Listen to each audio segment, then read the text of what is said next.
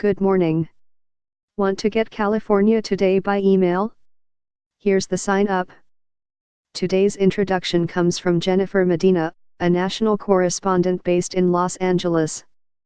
Lawmakers in Sacramento have been reeling for weeks over accusations that the capital tolerates a culture of sexual harassment. Amid the steady stream of accusations came a report in the Sacramento Bee last week that State Senator Tony Mendoza, a Democrat from Los Angeles, invited a 23-year-old woman working in his office to a home he shares with several legislators. One of those roommates was Kevin DeLeon, the Democratic leader of the state Senate since 2014, who recently announced his challenge against United States Senator Dianne Feinstein. Over the weekend, Senator DeLeon moved out of the House and announced that an outside legal firm will now handle investigations of sexual harassment, rather than an internal committee he oversees. He was shocked and troubled by the new allegations over the weekend, Jonathan Underland, a spokesman for the senator, said in a statement. For years, the Senate Rules Committee has handled accusations of sexual harassment. Senator DeLeon is the chairman of the committee, but his aides say he was unaware of the accusations until his office was contacted by a reporter last week. Daniel Alvarez, the Secretary of the Senate, said in a statement that the process is to conduct a thorough but internal investigation into complaints before reporting them to Rules Committee, and that because the investigation had not been complete, the senator had not been notified. Now the outside firm will investigate any and all allegations, effectively taking the oversight away from the Rules Committee.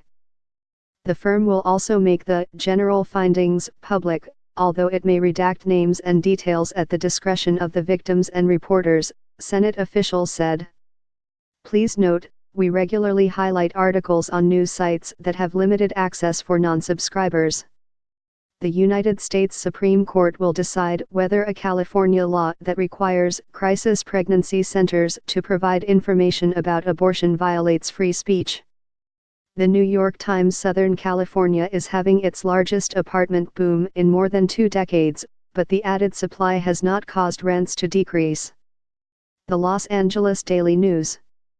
Tensions rose between employees and management at the Los Angeles Times after Disney temporarily boycotted the newspaper for its coverage of Disney's business ties.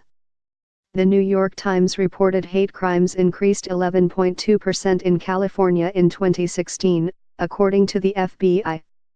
Most victims were targeted based on their race, religion, or sexual orientation. The San Francisco Chronicle. West Nile virus, which spreads to humans from mosquitoes, has killed 25 people in California this year, mostly in Los Angeles County. The virus caused 19 state deaths last year. The Los Angeles Daily News. With plans to expand into Toronto by the holidays, LYFT is set to become an international company. It has also had discussions with London transportation officials.